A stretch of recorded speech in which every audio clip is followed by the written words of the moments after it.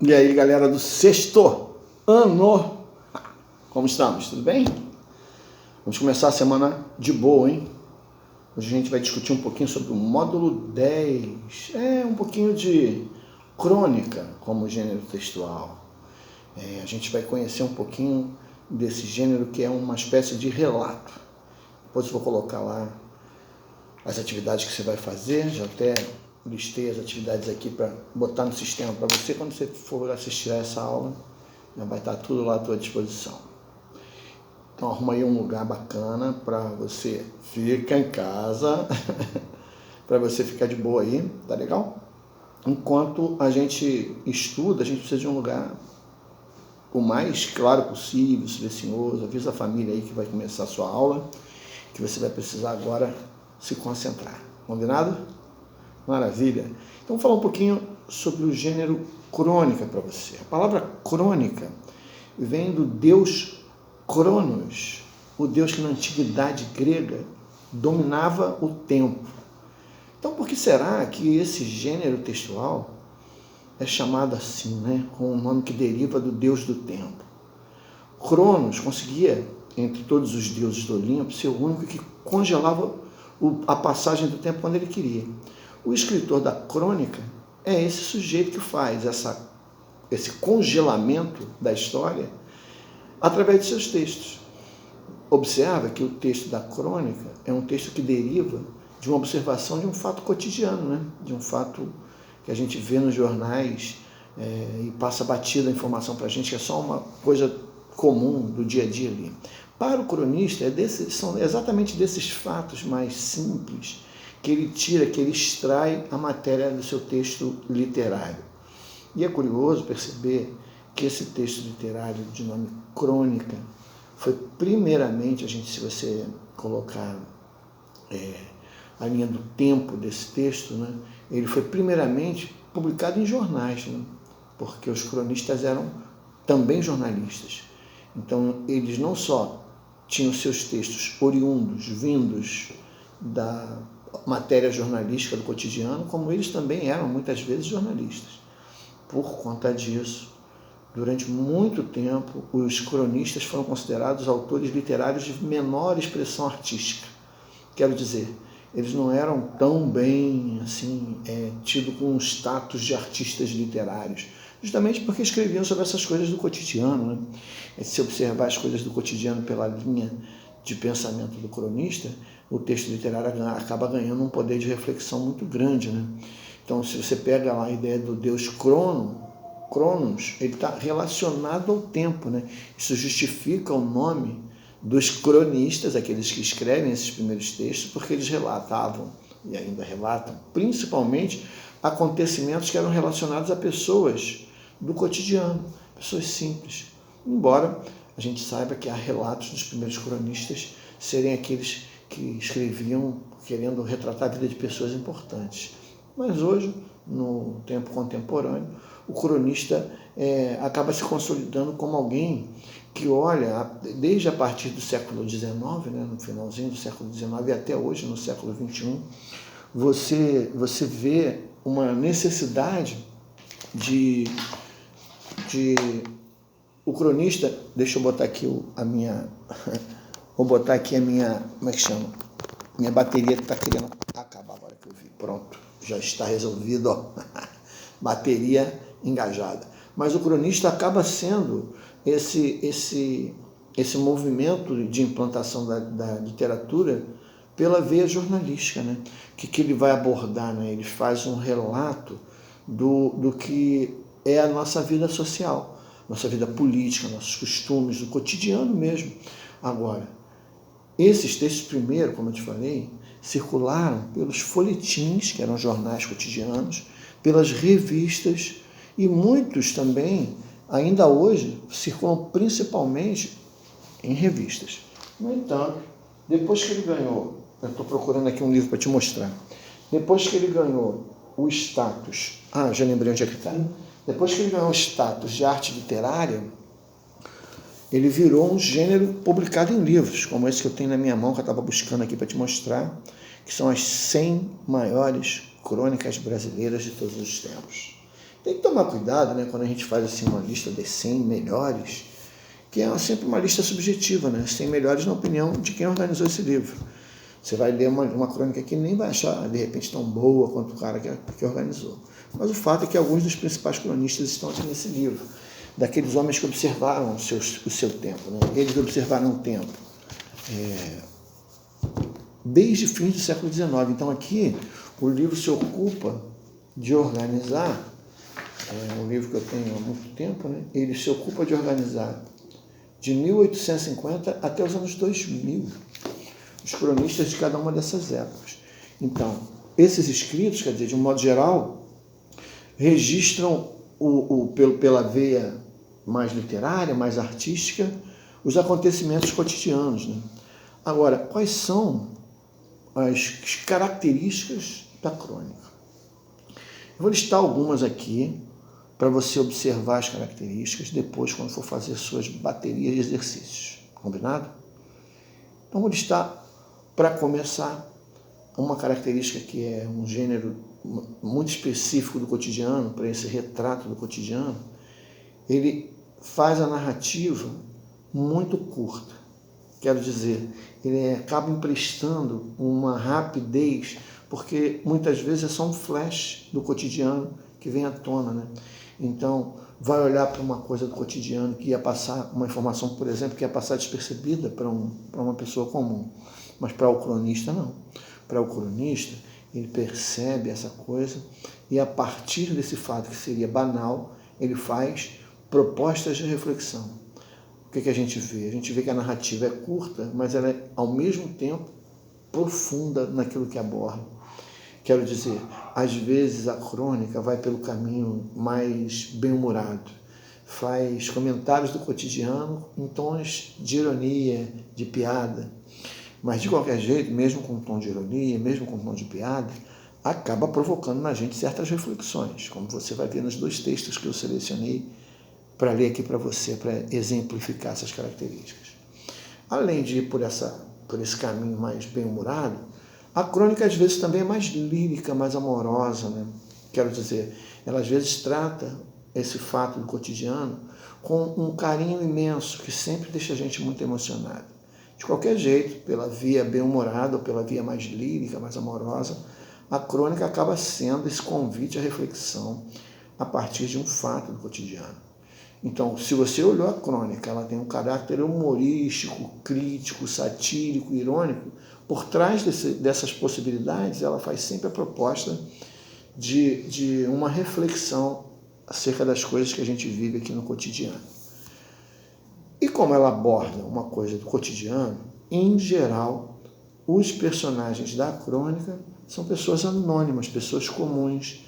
É raro uma crônica que vai trazer a reboque dela um personagem muito importante. Na maioria das vezes são pessoas que podiam estar no ônibus com a gente, poderiam ser pessoas que são da nossa própria família, poderia ter acontecido com um de nós. Fato, os personagens são comuns na crônica, mas aquilo que eles vivem é incomum. Quer dizer, é incomum pela ótica do cronista, né? O cronista vai olhar para esses fatos e vai perceber neles algo em comum que pode ser trazido à tona no seu texto literário. Isso facilita muito o entendimento quando você pega uma crônica que é engraçada, mas por trás da graça que ela propõe, você acaba vendo uma reflexão. Eu trouxe uma aqui para ilustrar essa parte da aula, que é uma crônica chamada Pai Não Entende Nada, de um autor que eu adoro, que é o Luiz Fernando Veríssimo. Tinha até separado aqui também um livro dele para te mostrar, deixa eu te mostrar aqui, ó. É esse livro aqui, tá vendo? Comédias para se ler na escola. O Luiz Fernando Veríssimo é um dos nossos maiores cronistas. E aqui no livro dele tem essa crônica chamada Pai Não Entende Nada. Você vai ver que é uma crônica engraçada, mas ela, primeiro, aborda um fato do cotidiano. E segundo, ela faz uma proposta em cima desse fato do cotidiano, que você, claro, vai fazer uma reflexão depois. Eu vou ler aqui para você. Ó, deixar o livro aqui para você acompanhar enquanto isso. A crônica é assim. Pai não entende nada. É um diálogo entre pai e filho, valeu? O pai fala assim, um biquíni novo? É, pai, você comprou um no ano passado. Eu sei, pai, mas não serve mais, eu cresci, né? Como não serve, minha filha? No ano passado você tinha 14 anos, esse ano você tem 15. Não cresceu tanto assim. Não serve mais, pai. Tá bem, toma o dinheiro. Compra um biquíni maior. Maior não, né, pai? Menor. Aquele pai também não entendia nada. Entendeu? Ela, na cabeça do pai, né? Na cabeça do pai, do personagem do Veríssimo, ela tá um ano mais velha, então ela cresceu, então supostamente tem que comprar uma roupa maior. Mas como é um biquíni, ela quer comprar um biquíni menor. É a velha frição, né, que tem, o velho diálogo entre pai e filho, entre as gerações diferentes. Na cabeça do pai, se a filha cresceu, ele tem que comprar uma roupa maior. Na cabeça dela, ela cresceu, ela quer usar uma roupa menor. Esse conflito do cotidiano, abordado com um tom muito bem-humorado na crônica do Luiz Fernando Veríssimo, é uma das características possíveis que a gente pode ver na crônica, né? Quer dizer, primeiro é uma coisa do cotidiano, né? Ele aborda ali uma filha pedindo dinheiro ao pai para comprar uma roupa nova. Mas por trás desse fato cotidiano, ele vai além, ele propõe uma reflexão. Desta vez, ele propõe a reflexão por um viés mais bem-humorado. Mas como eu te falei, às vezes, esse viés pode ser mais lírico também, né? Então, além disso, a gente tem que falar da questão do tempo. Como é que a crônica geralmente faz? Como ela é muito curta, ela é um flash na vida dos personagens, você vê que no caso aqui do livro do Veríssimo, sequer a gente sabe o nome do pai ou da filha, nem sabemos para onde eles foram depois que terminou a história, nem de onde eles vieram antes. Então essa coisa que é um flash na vida dos personagens, né? Então o tempo cronológico é o habitual na crônica. O que eu quero dizer com tempo cronológico? A gente já falou muito aqui de narrativa, você vai se lembrar. Tempo cronológico é aquele que a gente vê no nosso relógio, né? Então, aquele que a gente conta os minutos, as horas, os dias, as semanas, os meses, os anos e assim por diante. Então, você está vendo que a crônica não pode abordar um longo espaço de tempo, porque ela é muito curta, né? Você vê, isso aqui é o tempo de um diálogo. Nessa história aqui, a gente teve o tempo de um diálogo entre pai e filho, quer dizer, alguma coisa, sei lá, em torno de 3 minutos, o tempo que eu levei para ler a história para vocês. Então, esse tempo cronológico segue esse tempo cronológico determinado à crônica. Além disso, muitas vezes a crônica, exatamente porque está reproduzindo um fato do cotidiano, reproduz na sua escrita palavras da oralidade. Então você vai ver que a linguagem muitas vezes é muito informal. Tem palavras contractas, porque repete a fala dos personagens. Então, ao invés de falar para comprar um biquíni, a garota fala para comprar. E aí está escrito na crônica lá, o uso daquela oralidade vem escrito. A fala coloquial, a fala mais simples, né? A fala do cotidiano é reproduzida porque ela está na boca dos personagens. Temos que lembrar que a linguagem é simples, porque o próprio fato abordado é um fato simples, é um fato do cotidiano, afinal de contas. Tem outro fato também que a gente tem que lembrar das crônicas, que é a questão que envolve o ponto de vista da crônica, né? Quer dizer, você sabe que quando eu falo ponto de vista, eu estou falando do foco narrativo, de quem é o cara que conta a história para a gente, do narrador, né, que conta a história para a gente. O narrador, assim como em outros gêneros narrativos, pode estar dentro da história e, portanto, contando para a gente fatos dos quais ele participa, é o narrador em primeira pessoa, eu acho, eu entendo, eu penso. Ou ele pode estar em terceira pessoa, ele pode estar do lado de fora da narrativa, observou o fato, trouxe esse fato para a gente. Fato é que a narrativa sempre traz para a gente um registro de um fato do cotidiano, sobre o qual haverá uma espécie de reflexão. Como, por exemplo, nesse outro conto aqui que eu trouxe para você, outra crônica que eu trouxe para você, mas que desmarcou. Não tem problema, porque eu já tinha marcado aqui, ó. É nesse, por isso que eu não estou achando, rapaz. Ou tá nesse aqui, tá nesse aqui, né? Esse aqui. Ó, dá uma olhada só. Também é do Luiz Fernando Veríssimo. Esse é um dos mais antigos, dava para perceber, né, aqui da minha biblioteca. Em A Mãe do Freud, o Luiz Fernando Veríssimo reúne também uma série de crônicas que abordam o cotidiano. Aqui, no caso, é o cotidiano de um camarada muito estranho, Ele gosta de colecionar botecos. Barzinhos daqueles bem pé sujos. Quanto pior, melhor. Então o nome da crônica é exatamente esse. Botecos. Que é assim, tinha uma mania. Colecionava botecos. Não os frequentava. Era um estudioso do boteco. Gostava de descobrir botecos e recomendar para os amigos. Ultimamente vinha até se especializando. Era um refinamento da sua paixão, no que chamava de botecos asquerosos. Daqueles que nenhum fiscal da saúde pública se incomoda porque não gosta nem de passar na porta. Seu rosto ficava sempre alegre, iluminado, quando ele entrava num boteco asqueroso recém-descoberto. Ele sempre que passava na frente de um deles, não resistia. Depois ele contava aos amigos: gente, vocês tinham que ver o boteco, era uma glória. Sabe ovo boiando em garrafa com água? Pois é, né? Então, as galinhas nem quereriam aqueles ovos de volta. Cada mosca enorme. Só não tinha paciência com o falso sócio. Alguns botecos assumiam suas privações como uma declaração de falta de princípios. Ele preferia o boteco asqueroso que era consciente. Uma vez, ele contou que entrara e estava extasiado com uma cena. Dentro do boteco, ele tinha terminado de comer uma almôndega enorme, tinha pedido um palito ao dono do boteco e o dono do boteco buscou o palito num lugar assim, um pouco barulhento, com uma cara mal-humorada. Depois gritou para a mulher: mulher, cadê o palito? Finalmente, o dono encontrou o palito, mas estava atrás da orelha e o ofereceu. Ele odiava odiar botecos. Só de falar daquilo, ele achava o máximo. Os amigos, sabendo da sua paixão, ficavam atentos, né? Toda vez que tinha um boteco muito asqueroso, indicavam para ele. A maioria deles ele já conhecia. Mas, num outro dia, ele trouxeram a notícia que existia o pior de todos os botecos. Era um boteco de 5ª categoria, um boteco de última categoria, ficava no limite entre a vida inteligente e a vida orgânica. E ele precisava ir lá conhecer. E ele foi no mesmo dia. Ficou estudando o boteco de longe, antes de se aproximar. Tinha um garoto na porta do boteco.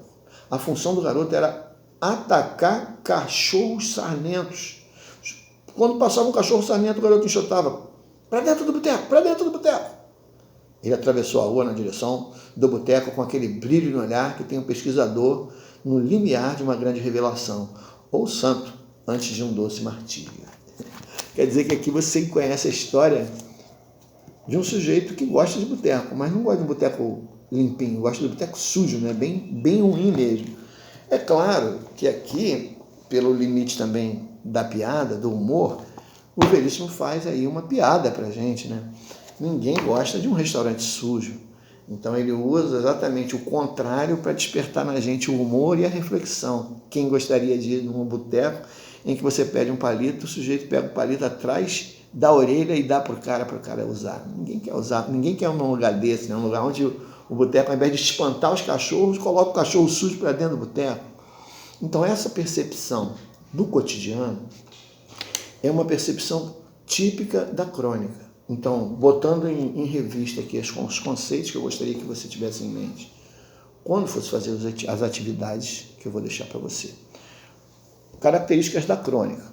É uma narrativa curta, descreve fatos da vida cotidiana, pode ter um caráter humorístico, crítico, satírico, irônico, lírico, mas sempre propõe uma reflexão.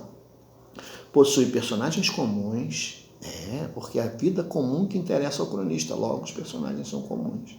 Segue um tempo cronológico determinado, a gente consegue ver a passagem do tempo contada pelo relógio, usa a oralidade na escrita e usa a fala coloquial, porque os personagens são pessoas comuns, então a fala é comum.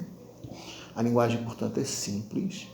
A narrativa pode estar em primeira pessoa, o personagem conta a história e narra fatos dos quais ele participa, ou em terceira pessoa, o observador vendo o que está acontecendo e contando para a gente. Espero que você tenha se divertido aqui, conhecendo um pouquinho mais sobre o gênero crônica. A gente vai voltar a falar dele no próximo encontro. E permaneça sempre com essa disciplina que você tem mostrado aí, fazendo os exercícios. Parabéns. Qualquer dúvida, só falar comigo. Essa semana a gente volta a se falar. Ok? Bom, muito obrigado, um beijo e até breve.